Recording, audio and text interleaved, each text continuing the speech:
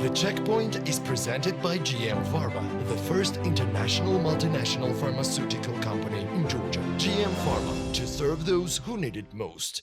Mr. Volker, greetings. Thank you for being with us and answering our questions today. It's my pleasure to be here. Thanks for having me.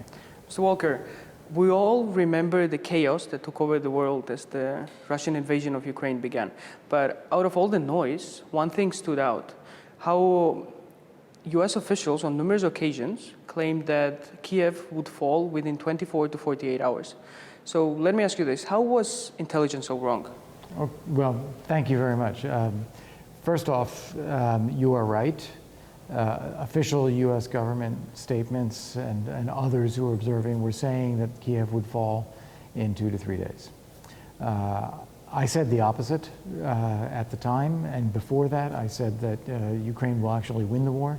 I wrote an article about that in January, and it's clear that that's what's happening now. So what went right and what went wrong? First off, U.S. intelligence, I think, was quite right, exactly right, in assessing both Russian military buildup around Ukraine and also Russian intentions to actually conduct a massive invasion of Ukraine. I personally thought that if Putin was smart, he would have only tried to take Donbass and the southern part of Ukraine, but he overdid it. He tried to take everything, and that's what failed. Now, what U.S. intelligence got wrong, many things. They grossly overestimated the capabilities of Russian forces. Russian forces are a disaster. They grossly underestimated Ukrainian capabilities, and they grossly underestimated Ukrainian resolve. And I remember that famous episode where the U.S., I find it embarrassing, we offered Zelensky a plane to get him out of Ukraine. I think that's a horrible thing for us to have done, at least in such a public way. And Zelensky quite rightly said, I don't need a plane, I need guns, I need ammunition, I don't need a ride. So I think we got so much of the balance of forces wrong and the balance of will. Since then, the Ukrainians have shown that they are quite capable. They have incredible resolve and determination and organization and resilience as a population.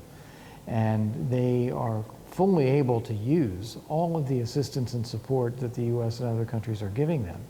So we should have given it to them much earlier.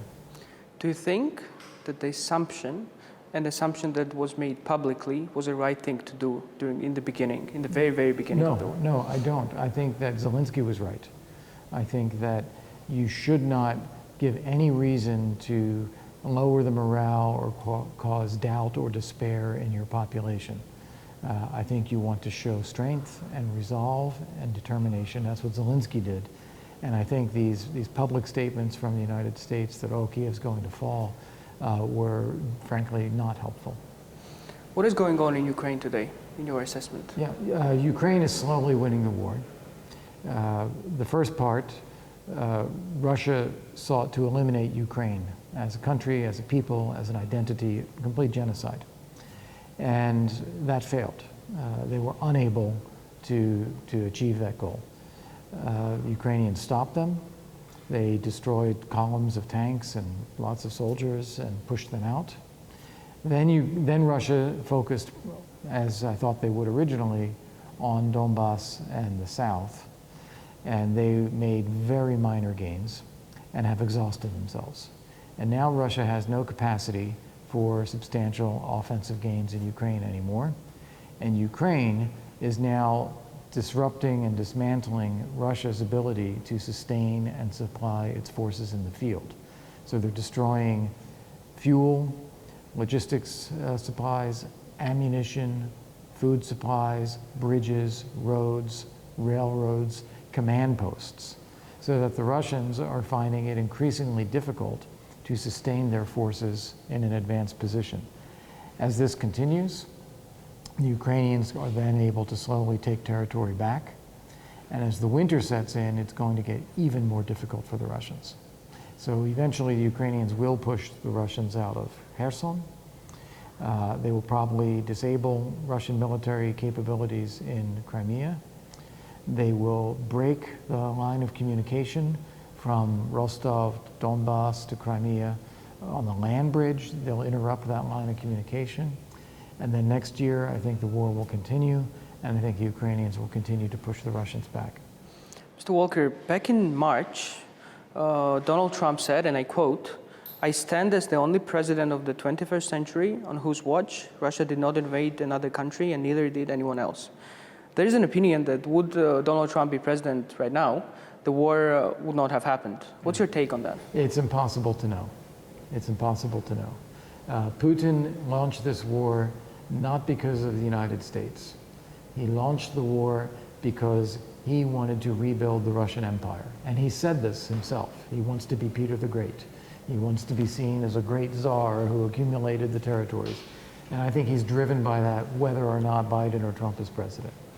Now, the only thing you can say about Trump is he was very unpredictable. And I think that would be something that Putin would have had to calculate. And I also think the catastrophic US withdrawal from Afghanistan influenced Putin's decision-making. We demonstrated a lack of willingness to use force, a lack of commitment even to rescue our own people. And Putin saw this. And I think that he believed that we didn't have the will to support Ukraine. Turns out he was wrong on that. We do have the will to support Ukraine. But I think that influenced his thinking. Sadly, Putin's war in Ukraine is not the only military invasion that Russia undertook under his regime, his or President Medvedev's regime. So we could even say that, as you just rightly said, that this is just one step towards this goal of rebuilding or recreating the Russian Empire. Yet, what we saw this time was the unprecedented unity in the West in general, overall in the West, that we didn't see, or maybe we saw not in this proportion during the war in Georgia. So in your opinion, if NATO and the Western countries reacted to the war in Georgia in any different way, was there a possibility so that this invasion of Crimea, invasion of Ukraine would not have happened? Well, a couple things I would want to come back to even in your question. I don't think the degree of Western unity that we saw with Russia's invasion in February was unprecedented. I think we've seen other examples of that as well. And I remember I was ambassador to NATO just after Russia invaded Georgia. There was a high degree of unity for a brief period of time. We had foreign ministers coming here. We had Sarkozy flying to Moscow to get the Russians to stop advancing. We had the US flying Georgian troops in military aircraft back to Georgia, landing in Georgia with US military aircraft, putting 2 destroyers in the Black Sea. And within, a very short period of time, the Russians agreed to stop advancing and return to the positions that their forces were in before August 6th. So I actually think we did a good job in Georgia in terms of stopping the Russian attacks. The war in Ukraine started in 2014 and it's still going on, and it got worse in 2022, and that's still going on too. So I think that a lot was done actually to help protect Georgia at the time. What we failed at, and we are still failing, is to get the Russians to leave South Ossetia and Abkhazia. We had a process set up after 2008 in Geneva for focusing on Russia's continued occupation and pressuring them to implement the ceasefire that they agreed to. And the West has lost attention and just dropped the ball on this. And so Russians have done nothing positive since then. They recognize them as independent states. They do this creeping borderization. So we failed Georgia after the fact. Now, in terms of what we could have done to prevent Russia's invasion of Crimea and Donbass, I think there's several things there. Yes, if we had been even more forceful in Georgia at the time and really provided military assistance, and if we had made good on bringing Georgia into NATO, and Ukraine into NATO. I think that would have definitely changed Putin's calculations. In the period between 2008 and 2014, it was difficult in Ukraine. You had Yanukovych in power. But when Yanukovych then killed some of his own people and fled the country, there was an opportunity with the Revolution of Dignity, the Maidan, to repackage Western support for Ukraine, to really take advantage of the opportunity of the Maidan to say, okay, Ukraine has now entered a new and hopeful state again. Let's really help them this time. Let's give them better security, assurances, arms, training, equipment. Let's help them build their democracy. And here, as you'll remember, instead we imposed an arms embargo on Ukraine and said, okay, no lethal defensive equipment for you. And that, I think, also was a signal to Putin that he has an open field in Ukraine. You just mentioned Georgia joining NATO. Did you mean that it would have been good if Georgia joined NATO pre-war or post-war? Both. Both. Pre-war would have been the best, because I think it would have deterred Putin. Was it feasible? Well, no. If you remember the Bucharest summit, we had very strong opposition from other NATO allies. The US wanted to move forward with the membership action plan, which was a partial step towards membership, but other allies didn't want to do that. So it wasn't feasible at the time. But I'm saying that if we had done it, I think it would have deterred Putin. But then after the war, it would have been the right step. Give Georgia a membership action plan and move forward towards Georgian membership in NATO under the Rasmussen formula, under Article 5 for the non-occupied territories. Don't support violence to retake the occupied territories, only support the peaceful reintegration of these areas. I think that would have been the right thing. And now, especially after Russia's invasion of Ukraine and what we've seen, I think when the fighting in Ukraine is over, we must move forward with NATO membership for all the countries in the region. What became evident, especially after the war in Ukraine, is that Putin's actions, even though he claims they are caused by Ukraine joining NATO or Georgia joining NATO, what we see is that his actions don't really reflect that. That's right. So how can we ensure that, for instance, in parallel to the war in Ukraine, Putin does not do something else towards other countries that are of his interest? Of course, we can't guarantee anything what Putin will or won't do. He's not acting rationally. However, his military forces are having an extremely difficult time in Ukraine. They are losing the war, they're being pushed back. He's had to go to prisons to try to recruit more soldiers. He's had to open recruiting stations in Moscow and St. Petersburg. He says he needs to increase the military by 137,000 people. So it's clear that this is not going well. With that in mind, I think the last thing he wants to do is open another front, because that would make it even more difficult for the Russian military. Just now, before our interview began, there was news published that Putin signed a doctrine, humanitarian doctrine, in which one of the points is that he says that Russia will proactively look towards how other countries defend the rights of Russian people in their countries. This is the pretext that he quite frequently uses before invading different countries. So do you think this is a risk for Georgia? And in general, how do you see Georgia today, given the war in Ukraine? Are we at threat of being invaded? I think that this is Putin trying to signal something domestically, that he's standing up for Russian people because he's losing the war. So I don't think there's any seriousness to the threat now of invading Georgia or Lithuania or Estonia. He's using this as a domestic device. Let's talk about sanctions. We've seen a lot of financial, different types, amounts by different countries, a lot of financial sanctions towards Russia. But then by their nature, sanctions tend to be very long-term solution. So, and even sometimes they might not even yield the result they are intended to. So given this, what can we do as the world, as the Western part of the world, for instance, what can Western countries do to limit Putin's ability to just continue the war in Ukraine and make sure that he learns his lesson? Yeah, there are so many things. So first off, the sanctions that have been passed are actually very robust, better, stronger than any other sanctions we've done to this date. And that particularly is important for imports into Russia, limiting the financial transactions that back up such imports, so it's much more difficult. We're seeing shortages in Russia, some key components such as semiconductors. They're not able to make new precision-guided munitions at this point. They're not able to make new cars with all the, the sensors and the things that are needed. So these are having an impact on the country. It's going to be degrading over time.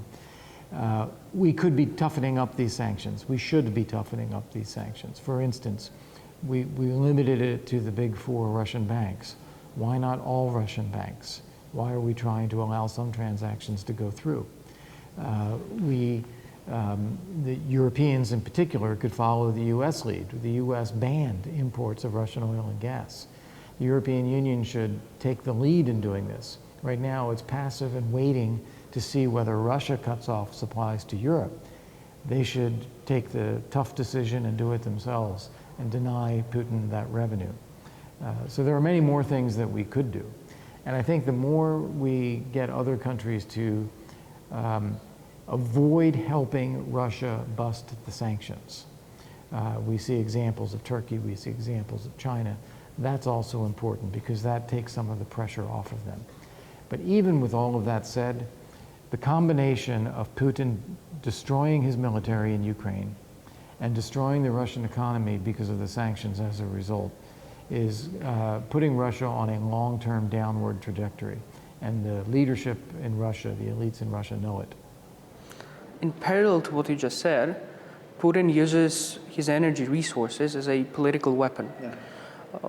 So in your opinion, is this what he has in mind, the destroying the European or Western unity through this? And we see some emerging examples, of countries being very dependent on oil and gas. Mm-hmm.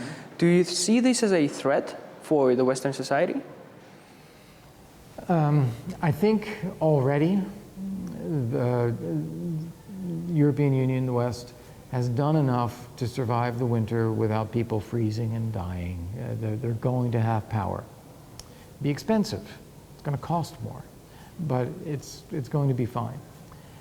I think he's trying to use energy as a weapon in order to get the West to stop supporting Ukraine. Saying, is it worth it to us to go through this difficult winter and pay high energy prices to help Ukraine? Why not just tell the Ukrainians to give the Russians some territory and be done with it? That's what he's trying to achieve. I don't think it's going to work. I think that Europe has both made itself more resilient already, and I think European publics understand the game. They know what Putin is trying to do, and they're not going to sell out Ukraine. But what if it works for certain, or let's say at least one European country? In the EU, given the consensus mechanism, it's important that all the countries join. So what if, let's say, Hungary or any other country asks this question, this very vital question and very legitimate question as well to themselves, and they find that, maybe we should stop doing that. Then what's going to happen? Yeah, I think that Hungary is not going to be able to stop the rest of the European Union from moving away from Russian oil and gas when they choose to do it. Russia is trying to ration oil and gas to Germany and to the rest of Europe in order to generate pressure. So, for instance, they shut down the Nord Stream pipeline over the weekend, and they, surprise, surprise, they haven't reopened it yet. So they're trying to make a point. They have shut down the southern pipeline that goes to Hungary, Druzhba, partly because it goes through Ukraine. I have a feeling that the rest of Europe is the target for Putin, not Hungary really, and Hungary won't be able to change the direction here where Russia is trying to pressure and the EU is not going to succumb to the Russian pressure. In this context, what should Georgian government do? How should our government act? Because we're in a very difficult context here. We have Russia right bordering us. So what's your take on that? Yeah. So first thing, it's very important to make clear that no one is asking Georgia to join the war against Russia. That is a myth that has come up in Georgian political discussion, and it is completely false. No one is doing that.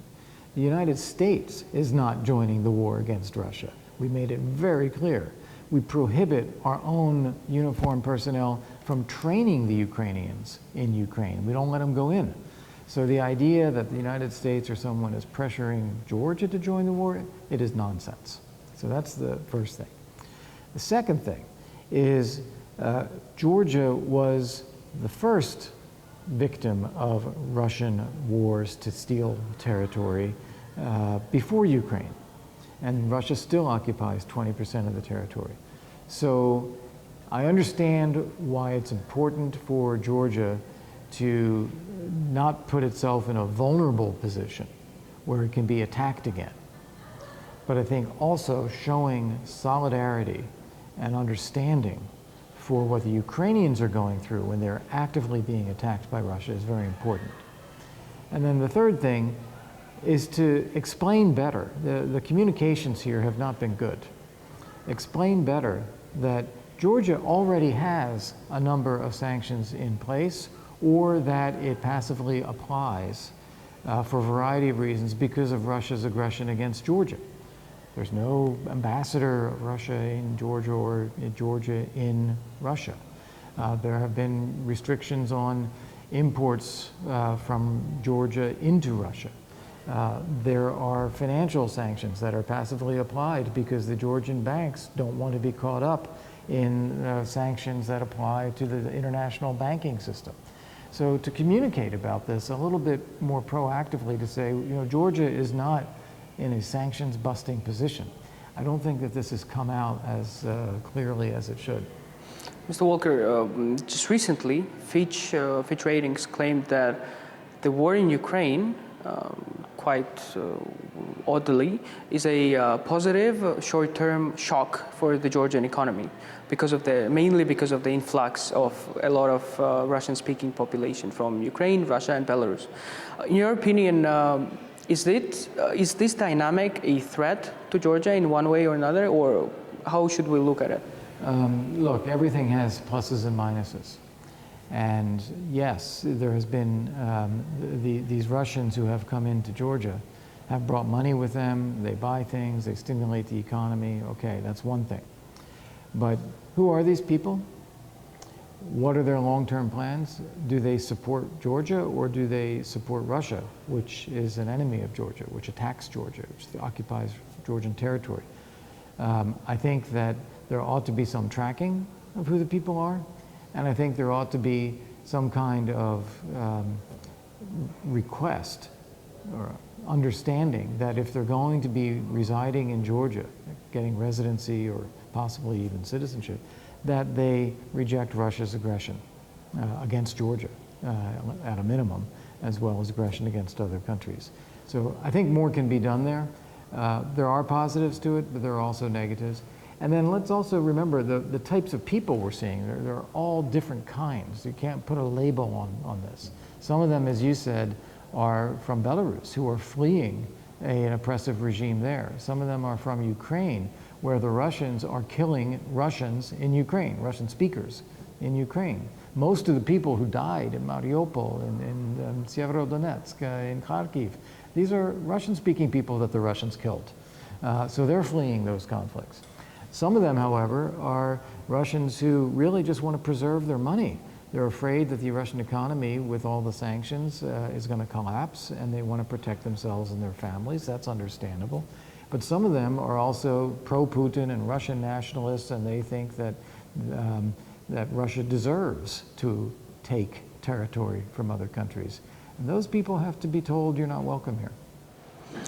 My last question would be, after this war ends, and ends with Ukraine triumphantly winning it, will Georgia join NATO? I think so. No, I'm a minority in this point of view. But I think what's going to happen here, first off, Russia will lose the war. And this will be devastating for Putin.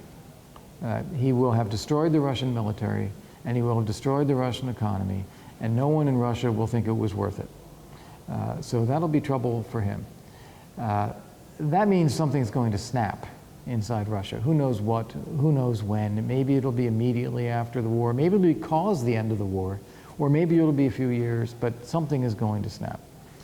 And at the same time, Ukraine will recover all of its territory and will be looking for security guarantees so that there's never a war like that again. And the only security guarantees that work are NATO membership. This Budapest Memorandum, the coalitions of the willing, they don't count. NATO is the thing that counts. And so I think we will come back to Ukrainian membership in NATO. They would be the most capable military, one of the largest, one of the most experienced, one of the most contributing members of NATO if they joined. And at the time that that happens, I think it's incredibly important that Georgia not be left behind, Moldova not be left behind, and we figure out how we advance the Balkan states as well. This all has to move forward. These gray zones are a threat to everybody. Well, we certainly hope so. And thank you very much, Mr. Volker. Thank you very much. The Checkpoint is presented by GM Pharma, the first international multinational pharmaceutical company in Georgia. GM Pharma, to serve those who need it most.